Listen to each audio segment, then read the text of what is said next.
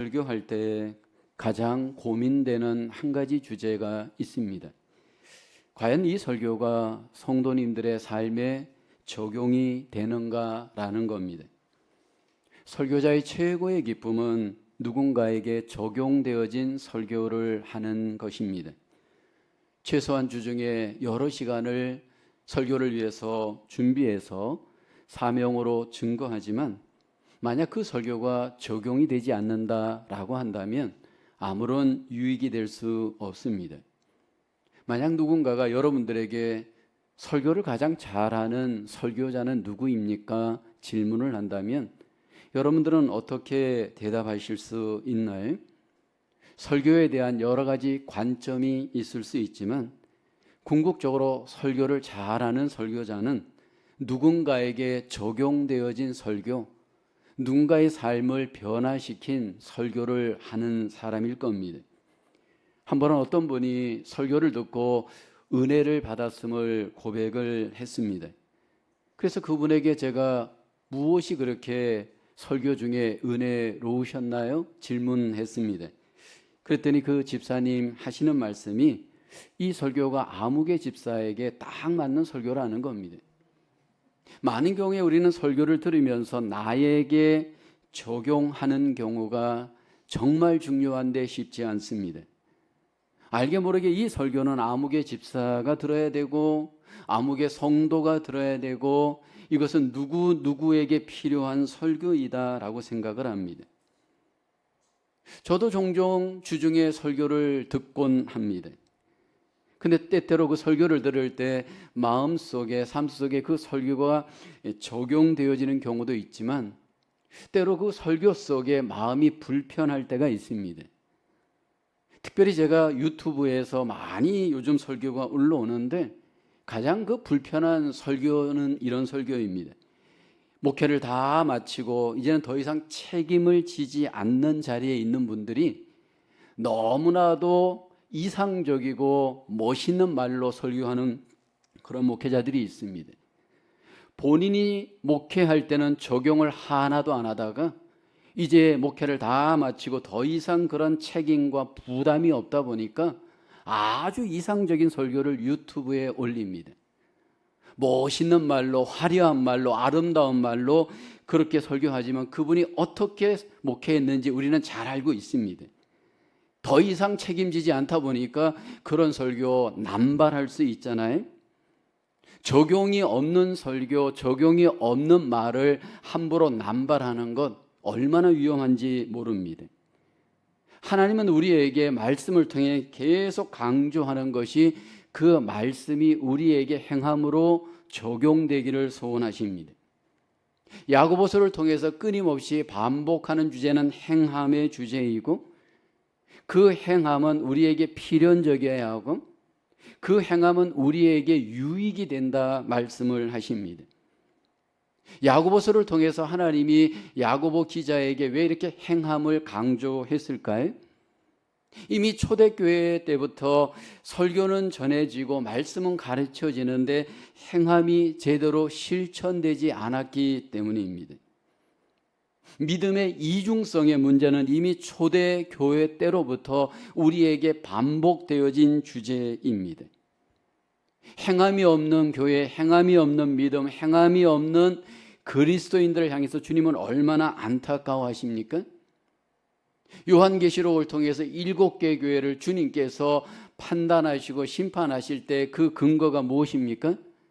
전부 행함이 주제가 아닌가요? 소아시아 7개 중에서 5개 교회가 책망받는 교회였는데 그 이유는 주의 말씀대로 행하지 않았기 때문입니다. 칭찬받는 이유는 행하였기 때문입니다. 오늘 야고보서를 통해서 행함이 없는 믿음, 죽은 믿음이라고 하면서 만약 그 말씀대로 행할 때 우리에게 유익이 된다 말씀하십니다. 행함은 과연 우리에게 어떤 유익을 갖게 할까요? 첫째로 행함의 유익, 구원을 완성하는 유익이 있습니다. 본문 14절에 보면 내 형제들아 만일 사람이 믿음이 있노라 하고 행함이 없으면 무슨 유익이 있으리요? 그 믿음이 능히 자기를 구원하겠느냐 말씀을 합니다. 여기 믿음과 행함의 관계가 구원과 연결되어집니다. 만약 믿는다 하는데 행함이 없다면 그 믿음이 완전한 구원, 온전한 구원이 될 수 있겠는가 질문하죠. 무슨 얘기입니까? 믿음으로 분명히 고백하지만 행함이 없다면 그 믿음은 온전한 믿음, 온전한 구원의 믿음이 될 수 없다라는 겁니다. 우리는 어떻게 구원받는지를 잘 압니다. 믿음으로 구원받고 하나님의 은혜로 말미암아 우리는 구원을 받습니다. 근데 오늘 본문에 보면 그 구원을 확신하고 보증하고 증거하는 것이 행함이다라고 또 말씀을 하고 있습니다. 이 믿음과 행함의 관계, 과연 이것이 어떤 의미일까요? 분명히 우리는 믿음으로 구원받습니다. 로마서 10장 9절에 보면 내가 만일 내 입으로 예수를 주로 시인하며 또 하나님께서 그를 죽은 자 가운데서 살리신 것을 내 마음에 믿으면 구원을 받으리라 말씀을 하십니다. 예수님을 나의 구원주로 마음에 믿고 입술로 시인할 때 하나님은 우리에게 구원의 선물을 주십니다. 그러나 그 구원받은 믿음이 그 구원을 받았음을 확인하고 그 구원을 이루어 가야 함을 성경은 말씀하죠. 빌립보서 2장 12절에 보면 그러므로 나의 사랑하는 자들아 너희가 나 있을 때뿐 아니라 더욱 지금 나 없을 때에도 항상 복종하여 두렵고 떨림으로 너희 구원을 이루라 말씀을 합니다. 이미 구원받은 성도들을 향해 사도 바울은 구원을 이루라 말씀을 합니다. 여기 구원을 이루기 위해서 너에게 복종하고 우리가 행해야 함을 강조하죠. 기독교 2000년 역사에서 교회가 가장 부패하였던 시기, 가장 타락하였던 시기가 있습니다. 그것은 바로 중세 교회 때입니다. 그러니까 주후 600년경부터 주후 1600년도까지 약 1000년 정도 중세 교회사의 시기입니다. 그 중세 교회사 때 교회가 굉장히 행함의 주제를 강조했습니다. 자발적으로 광야에 들어가면서 고행을 행했습니다. 사막과 산속에 들어가서 금욕 생활을 했습니다. 때로는 수도원에 들어가기도 했고요. 때로는 돌아다니면서 순회하면서 가난을 몸소 실천하고 고행을 몸소 실천하면서 그들은 행하는 삶을 살고자 했습니다. 심지어는 열심히 헌금하여서 그들은 그 행함으로 하나님 앞에 자기들의 믿음을 나타내기도 했습니다. 근데 여러분, 그 행함을 가장 강조했던 중세 교회사에 그 시기가 가장 타락하고 부패했던 이유가 뭘까요? 그 행함이 구원을 받을 수 있는 행함이라고 믿고 그 행함에 믿음 없이 행하였습니다. 믿음 없이 그렇게 자기의 구원의 어떤 구원을 이루는 기회로 삼려고 했던 그 모든 행함들은 하나님께 영광이 되기보다는 사람을 자랑하고 교회 속에 결국 인간의 공로를 앞세우는 행위가 되면서 심각한 교회 타락 부패의 기회가 되었습니다. 오늘 그리스도인들이 행하는 이 행함은 구원을 받기 위한 행함이 아닙니다. 구원을 이루기 위한 행함입니다. 여기 구원을 이루라 이 표현은 다른 의미로 얘기하면 성화를 이루라 의미입니다. 근데 왜 여기서 성화를 이루라 말하지 않고 구원을 이루라 말하느냐 하면 이미 그 당시에 구원이라는 용어가 그들에게 오용되고 있었고 이 구원을 이미 받았지만 아직 완성되지 않은 구원을 행함을 통해 완성해야 될 구원의 주제가 그들에게 필요했기 때문입니다. 그리스도인들에게 구원과 더불어 가장 강조되어지는 주제가 성화입니다. 성화란 바로 구원을 이루어가는 과정을 의미합니다. 성화의 과정에서 우리에게 가장 원하시는 것은 바로 그리스도인들은 행함의 거룩한 주제를 내 삶 속에 행동으로 적용해야 합니다. 이 행함이라는 이 주제는 예수님에게서 열매라는 표현으로 우리에게 강조됩니다. 마태복음 7장 16절에 예수님은 이렇게 말씀하시죠. 그들의 열매로 그들을 알지니 가시나무에서 포도를 또는 엉겅퀴에서 무화과를 따겠느냐? 여기 열매란 우리에게 있어서 행함을 전제한 표현입니다. 그러면서 마태복음 7장 17, 18절에 보면 이와 같이 좋은 나무마다 아름다운 열매를 맺고 못된 나무가 나쁜 열매를 맺나니 좋은 나무가 나쁜 열매를 맺을 수 없고 못된 나무가 아름다운 열매를 맺을 수 없느니라. 그러면서 우리에게 열매 맺는 삶을 강조합니다. 만약 우리가 구원을 받았다면 구원받은 자는 구원을 이루어가는 성화의 열매, 주님의 열매가 필연적으로 하나님의 백성들에게서 나타날 수밖에 없다라는 겁니다. 어떻게 해서 우리에게 그런 열매가 필연적으로 나타날 수밖에 없을까요? 예수님은 우리와 주님과의 관계를 포도나무 본체와 가지의 관계로 비유하시죠. 요한복음 15장 5절에 보면 나는 포도나무요 너희는 가지라. 그가 내 안에 내가 그 안에 거하면 사람이 열매를 많이 맺나니 나를 떠나서는 너희가 아무것도 할 수 없습니다.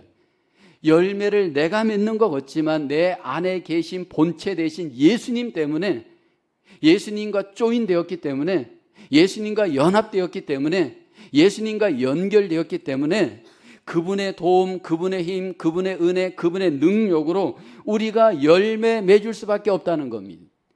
행할 수밖에 없다라는 겁니다. 예수 그리스도 안에 속해 있고 연합되어진 하나님의 자녀, 구원받은 자녀들은 반드시 그 삶 속에 행함이 열매로 나타나야 합니다. 핵심적으로 우리에게서 나타나길 원하시는 하나님의 백성들의 열매는 무엇일까요? 오늘 본문의 야고보 기자는 이렇게 말하죠. 형제나 자매가 헐벗고 일용할 양식이 없는데 너희가 그들을 향해서 평안히 가라, 덥게 하라, 배부르게 하라 말할 수 있겠는가라는 겁니다. 필연적으로 사랑의 열매를, 사랑의 행동을 그리스도인들은, 구원받은 자들은 행할 수밖에 없다는 겁니다. 예수님도 이 부분에 대해서 이런 비유를 하셨잖아요. 어떤 사람이 길을 가다가 강도를 만났습니다. 겁안 죽게 되어져 거리에 쓰러져 있었습니다. 한 제사장이, 겉으로 보면 믿음이 있는 것 같은 제사장이 그 길을 지나가죠. 보고 그냥 피해서 지나갑니다. 레위인도 그 자리를 지나갈 때 보고 그냥 지나갑니다. 근데 어떤 사마리아인이 그 길을 지나가다가 보았죠. 멈추고 그를 이렇게 싸매어주고 자기 짐승에 태워서 주막에 가서 따뜻하게 케어를 해 주었습니다.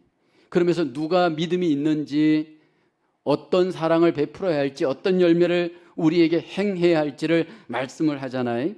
여기 제사장과 레위인은 누구를 의미할까요? 말로는 믿음이 있다라고 자부하였던 그 당시에 유대인들을 전제하는 겁니다. 어쩌면 이 시대에 나는 그리스도인입니다 라고 말만 하는 자들을 전제한 주님의 말씀이죠. 자기 생각에는 나는 믿음이 있다라고 말을 하겠죠. 하나님의 기준으로 볼 때 그것은 진정한 믿음이 아니다라는 겁니다. 진정한 믿음은 반드시 행함을 통해서 그 믿음이 나타나고 보여주어야 한다 말씀을 하죠. 이미 하나님께서 우리에게 사랑을 여러분 말로 하지 않고 몸으로 보여주셨습니다. 로마서 5장 8절에 이렇게 말씀하잖아요. 우리가 아직 죄인 되었을 때 그리스도께서 우리를 위하여 죽으심으로 하나님께서 우리에 대한 자기의 사랑을 확증하셨습니다. 데몬스트레이시라고 되어 있잖아요. 확실하게 보여줌으로 증명하셨습니다. 어떻게 해요?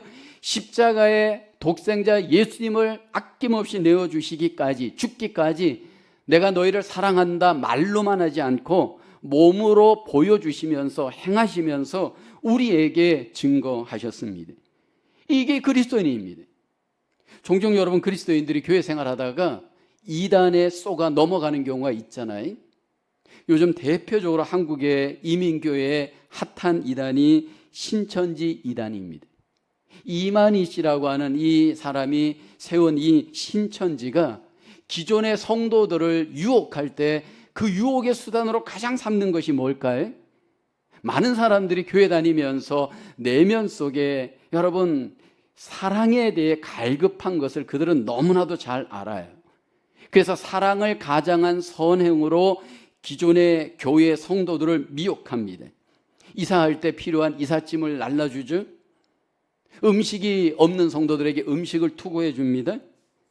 또 여러분 집에서 아기를 볼 사람이 없으면 찾아가서 아기도 봐줍니다. 그러면서 그들은 그 선행을 사랑이라고 포장하고 찾아갈 때 대부분 사람들이 여기에 쏙습니다. 여러분, 우리가 오해하지 말아야 될 것은 하나님이 우리에게 보여주신 사랑, 나타내신 사랑, 증거하신 사랑은 어떤 목적을 갖고 우리를 이용하기 위한 사랑이 아니에요. 그냥 주시고 나누고 베풀고 한없이 그냥 하나님께서 우리에게 내어주신 사랑이에요. 이렇게 어떤 무엇을 목표로 하여서 상대방을 찾아가서 조종하고 그 사람을 이용하려고 하는 것은 사랑이 아니에요. 여러분, 교회 속에도 때때로 우리가 속는 것이 이 부분 아니에요? 어떤 분들은 교회가 사랑이 없다 말을 합니다. 여러분, 내가 충분히 하나님의 사랑을 받은 사람이에요. 내가 하나님의 사랑을 충만히 받은 입장에서 이제 나에게 하나님이 원하는 것은 더 받으려고 하기 말고 받은 사랑을 나누고 베풀고 주는 것이 바로 하나님의 교회 속에 나타나야 될 사랑의 모습인 줄로 믿습니다. 그래서 우리가 하나님 앞에 믿음 생활할 때 나는 이미 충분히 하나님의 사랑을 받은 사람입니다.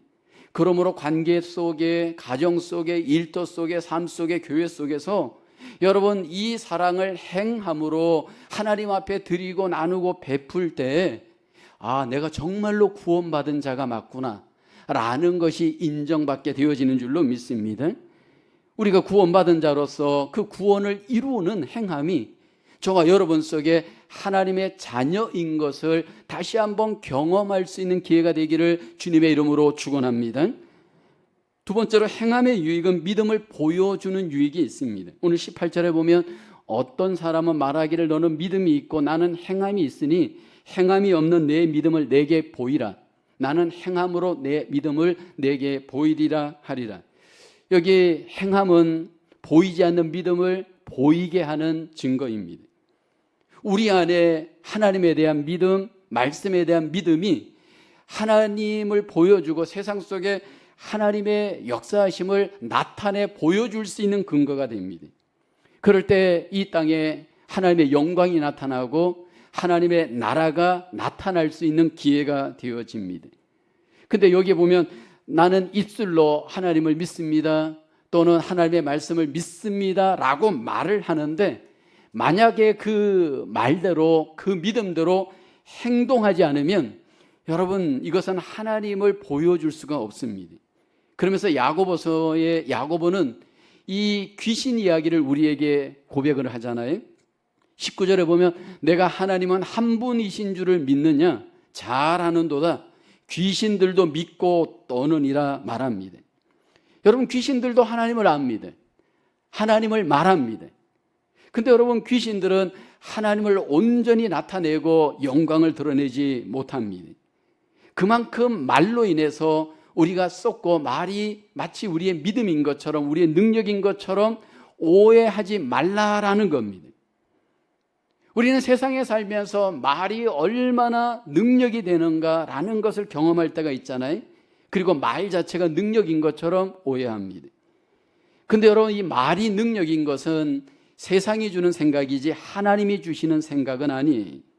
오늘 초대교회 당시에 그 당시에 세상을 지배하고 있던 나라가 로마였고 여러분 아시다시피 로마는 웅변으로 유명했습니다. 로마 시대 때는요, 웅변을 공부했고요, 웅변을 연습해서 웅변을 교육해서 웅변으로 세상에 성공하는 길이기도 했습니다. 그들은 날마다 광장에 모여서 웅변을 하고 웅변을 듣는 것을 굉장히 가치 있게 여겼습니다. 이 로마 나라가 왜 이렇게 웅변을 강조했느냐 하면 이 로마 나라가 정복한 나라 중에 그리스라는 나라가 있습니다. 이 그리스라는 나라는 굉장히 문학과 철학, 말이 발달한 민족입니다.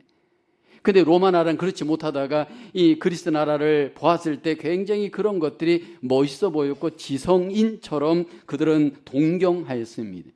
그래서 그리스를 정복하고 난 뒤에 그리스의 문화, 그리스의 그 모든 그런 어떤 행함들을 자기들에게 적용하는데 그 중에 하나가 웅변이었습니다. 그래서 그 당시에 웅변을 잘하는 것은 굉장히 능력 있는 사람이었습니다. 근데 여러분, 이 웅변이 우리에게 능력이 아닙니다. 때로 그 당시에 이런 잘못된 세상적인 가치관과 세상적인 그런 능력의 잘못된 기준이 교회 안에도 들어왔습니다. 그래서 바울은 이 부분에 대해서 단호하게 거부하고 이렇게 우리에게 강조하죠. 골로새서 2장 8절에 보면 누가 철학과 헛된 속임수로 너희를 사로잡을까 주의하라. 이것은 사람의 전통과 세상의 초등학문을 따름이요 그리스도를 따름이 아니니라.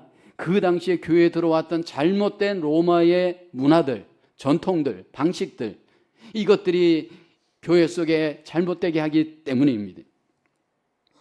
우리가 하나님의 백성으로 이 땅에서 삶을 살아갈 때 사단이, 마귀가, 귀신들이 가장 우리를 미혹하고 넘어뜨리는, 믿음대로 살지 못하게 하는 것이 바로 말입니다. 여러분, 마귀가 에덴 동산에서 아담과 하와를 넘어뜨릴 때 말로 넘어뜨리잖아요. 하나님께서 창세기 2장 17절에 선악을 알게 하는 나무의 실과는 열매는 먹지 말라. 내가 먹는 날에는 반드시 죽으리라 말씀했습니다. 근데 마귀가 어떻게 공격하나요? 창세기 3장 5절에 이렇게 말씀하죠. 너희가 그것을 먹는 날에는 너희 눈이 밝아져 하나님과 같이 되어 선악을 알 줄 하나님이 아심이니라.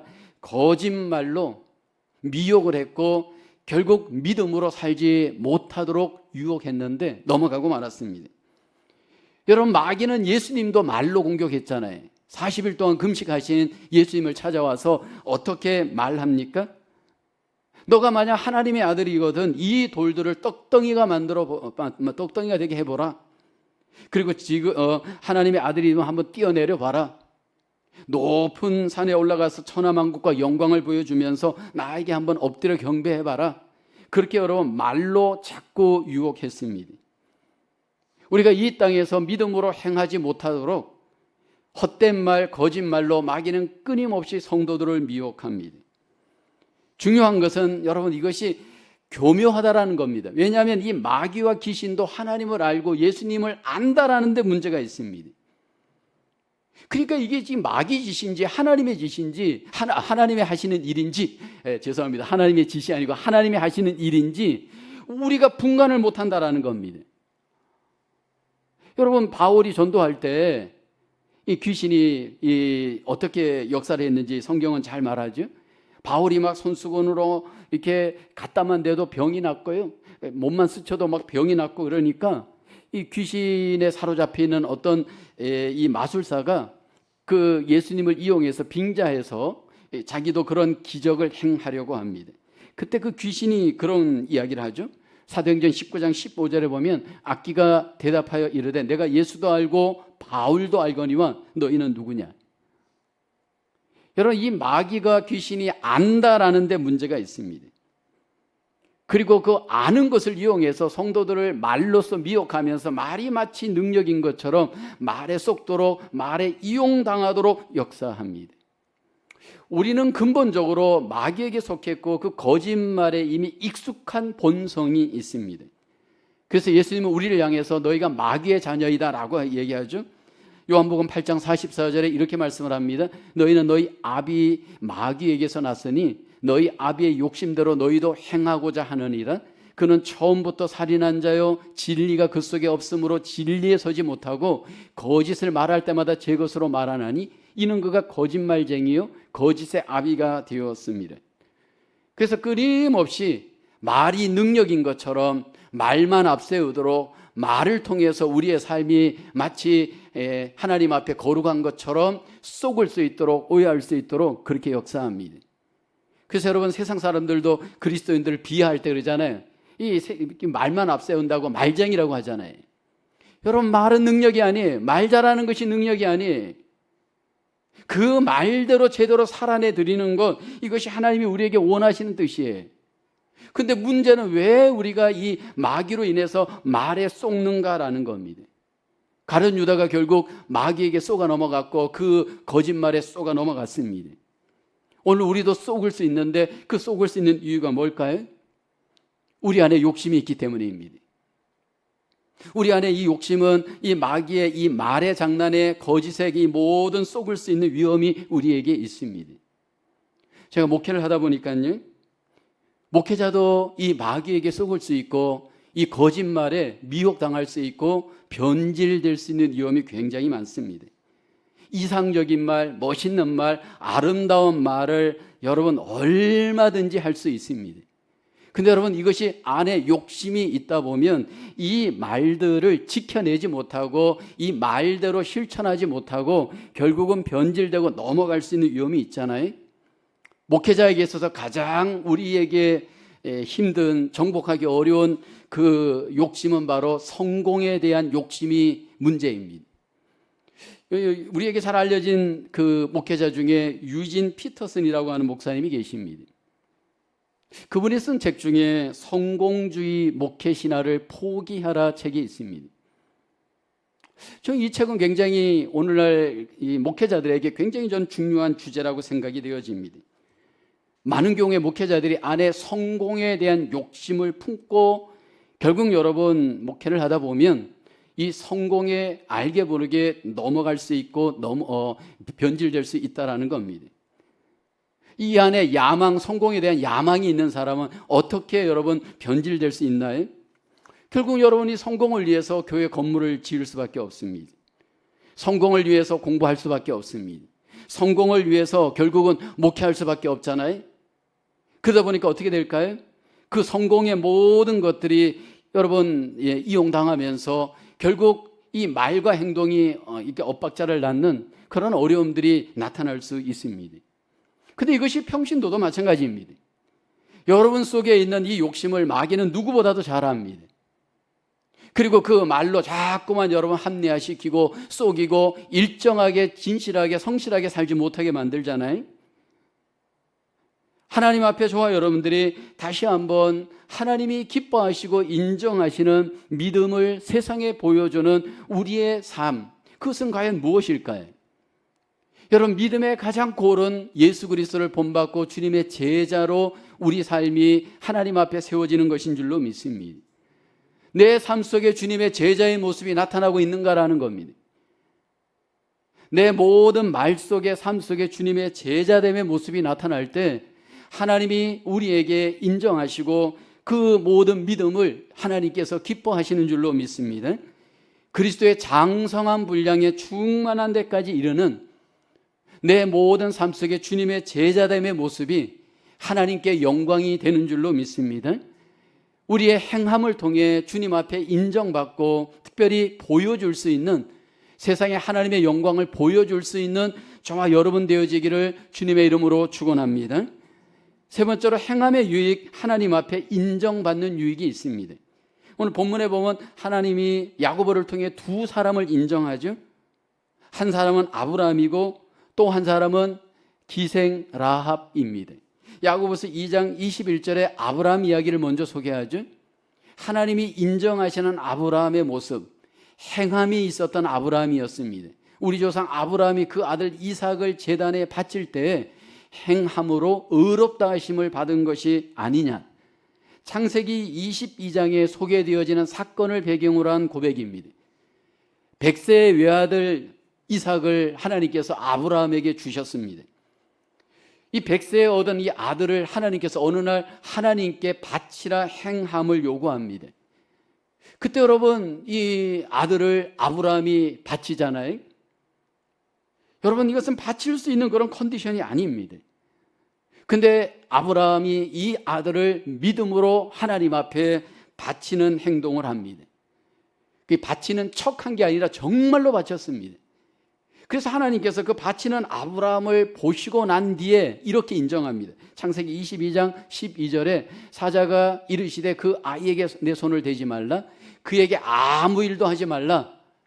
그 다음을 보세요. 내가 내 아들 내 독자까지도 내게 아끼지 아니하였으니 내가 이제야 내가 하나님을 경외하는 줄을 아노라. 하나님이 인정하신 겁니다. 하나님이 아브라함을 인정하고 났을 때 놀라운 일이 아브라함에게 성취되어지죠. 창세기 22장 그 사건 뒤에 17절에 하나님이 이렇게 컨펌합니다. 내가 내게 큰 복을 주고 내 씨가 크게 번성하여 하늘의 별과 같고 바닷가의 모래와 같게 하리니 내 씨가 그 대적의 성문을 차지하리라. 이것 외에도 하나님의 언약의 약속이 컨펌되어지고 실행에 옮기게 되어집니다. 이미 하나님이 창세기 12장 15장에 아브라함에게 언약했습니다. 근데 그 언약한 하나님의 복들이 아브라함 속에 구체적으로 컨펌이 되어지고 실행에 옮기게 되어지는 타이밍이 창세기 22장 사건 이후로 전개되는 것을 성경은 보여줍니다. 여러분, 이것은 야고보서 2장 23절에 왜 그렇게 했는지 이유를 이렇게 설명하죠. 여기 보면 아브라함이 하나님을 믿으니 이것을 의로 여기셨다는 말씀이 이루어졌고 그는 하나님의 벗이라 칭함을 받았다 말씀을 합니다. 여기 그 믿음이 행함을 통해 하나님 앞에 옳게 의로 하나님께서 인정을 하셨고 그것이 컨펌이 되셨기 때문입니다. 많은 경우에 우리가 하나님의 약속을 믿고 그 약속의 성취를 고백합니다. 그런데 여러분, 우리가 믿음으로 은혜로는 구원을 받지만 이 땅을 살아가면서 하나님이 약속하신 대부분의 약속들은 우리의 행함과 순종을 통해 하나님이 컨펌하시면서 그 약속들이 우리 속에 성취되도록 하나님이 일하십니다. 그래서 여러분, 순종은 사실 하나님의 복의 길입니다. 순종을 통해서 하나님의 놀라우신 은혜와 약속들이 우리 속에 증거되어지고 전달되어지는 채널이 되게 하십니다. 근데 많은 분들이 그런 생각을 하잖아요. 너무 이것은 어렵고 힘들다 때로 생각하는 분들이 있어요. 그럴까요? 하나님의 뜻대로 말씀대로 사는 것, 순종하는 것, 행하는 것이 정말 우리에게 무겁고 힘든 길일까요? 그렇지 않습니다. 여러분, 우리가 사랑하여서 부부관계를 이루어갈 때 그 사랑으로 인하여서 우리가 치료해야 될 행함의 주제들이 너무 많아요. 결혼 생활 해보시면 아시지만 여러분, 결혼 생활의 현실은 행해야 될 주제가 너무 많잖아요. 경제적으로 또 관계적으로 여러 가지 청소라든지 설거지라든지 빨래라든지 각종 일들이 여러분 사랑의 현장의 현실입니다. 근데 여러분, 그것이 우리에게 무조건 짐이 되고 어려운 일일까요? 그렇지 않잖아요. 사랑하기 때문에 그 일들을 기쁨으로 감사로 여러분 그것을 복으로 여기면서 우리는 아주 기쁘고 행복한 결혼 생활을 할 수 있잖아요. 그것이 하나님과 우리와 관계도 똑같습니다. 여기 행함의 두 번째 증인으로 기생 라합이 소개됩니다. 히브리서 11장에 보면 이 기생 라합을 이렇게 인정하죠. 히브리서 11장 31절에 보면 믿음으로 기생 라합은 정탐꾼을 평안히 영접하였으므로 순종하지 아니한 자와 함께 멸망하지 아니하였도다. 하나님이 기생 라합을 인정하였습니다.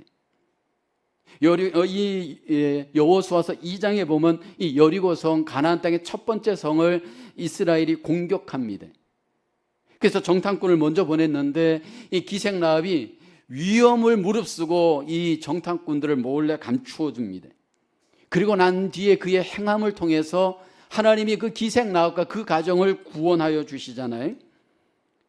여러분, 이 기생 라합의 한 번의 그 행함의 주제가 그 가정과 그 가정의 식구들을 구원하는 길이 되었습니다. 그 믿음으로 말미암아 그 행함이 그 가정 속에 하나님께 인정을 받았기 때문입니다. 근데 이것이 오늘 우리에게도 하나님이 요구되어지고 필요한 믿음의 행함의 주제입니다. 때로 우리가 믿음대로 행할 때 여러 가지 여러분 우리에게 대가를 지불해야 될 부분이 분명히 있습니다. 특별히 이게 용기 있게 우리가 모험적으로 믿음대로 행하게 되어지면 하나님께서 우리 가운데 인정하시고 하나님의 그 놀라우신 약속을 경험하도록 우리에게 역사하시고 그 복 속에 우리가 경험되어진 은혜를 누리게 될 줄로 믿습니다. 많은 분들이 등산을 좋아하잖아요. 저도 과거에 등산을 굉장히 좋아했었습니다. 앞으로도 기회가 있으면 더 등산을 하고 싶은 마음이 있습니다. 특별히 등산가들의 가장 로망이 있잖아요. 네팔에 있는 세계에서 제일 높은 산 에베레스트 산을 오르는 겁니다. 저의 이 버킷리스트인데 뭐 쉽게 아마 적용은 어려울 겁니다. 근데 여러분, 이 에베레스트 산은요, 이 등산하신 분들이 때로 죽기까지 합니다. 실제로 에베레스트 산을 오르다가 많은 사람들이 죽었습니다. 영국의 탐험가 중에 유명했던 탐험가가 이 에베레스트 산을 몇 번 등정하다가 실패했습니다. 그런데도 포기하지 않고 이 산을 도전했습니다. 기자들이 그 자리에 모여서 물었습니다. 왜 위험한 그 산을 또 오르려고 하십니까? 그러자 그가 이렇게 유명한 말을 했습니다. 산이 거기에 있기 때문입니다. 여러분, 이 행함이라는 주제, 순종이라는 주제는 정말 우리에게 하나님의 그 높은 산, 말씀의 산에 오르기까지 얼마나 힘든 것인가를 우리가 생각하는 경우가 많습니다. 근데 여러분, 우리가 힘이 좀 들어도 어려워도 우리가 주님 앞에 이 모든 것들을 적용하게 될 때 그 행함 속에 그 끝에 가서 항상 경험하는 것은 하나님이 거기에 계십니다. 하나님이 정말 여기에 계시구나라는 것을 경험할 수 있는 길, 우리가 행하고 순종할 때 그 끝에 가보면 하나님이 정말 여기 계시구나, 하나님이 정말 여기에서 일하시구나, 하나님이 정말로 나에게 역사하시는구나 라는 것을 우리 모두가 경험하게 될 줄로 믿습니다. 우리 속에 행함을 통해서 하나님의 놀라우신 일하심과 인정과 역사하심을 우리 모두가 경험하며 하나님 앞에 영광을 돌리시는 저와 여러분 되기를 주님의 이름으로 축원합니다. 기도하겠습니다. 은혜가 풍성하신 하나님, 우리에게 구원의 복을 주시고 그 구원받은 하나님의 자녀로 하나님 앞에 살아갈 수 있도록 은혜와 능력 주심을 감사합니다. 이제 이 땅을 살아갈 때 하나님의 뜻대로 행함으로 우리의 구원이 하나님을 더욱 닮는 온전한 모습이 나타나게 하시고 하나님의 인정과 하나님의 놀라우신 역사하심을 풍성하게 경험하는 하나님의 자녀들로 은혜 베푸시고 인도하여 주시옵소서. 또 한 주간의 삶을 살아갈 때 어떤 지경에 있더라도 하나님의 뜻대로 행함으로 하나님의 인정과 복과 역사하심을 삶과 일터에서 풍성히 경험하는 주의 자녀들로 함께해 주심을 믿사옵고 예수님의 이름으로 기도하옵나이다. 아멘.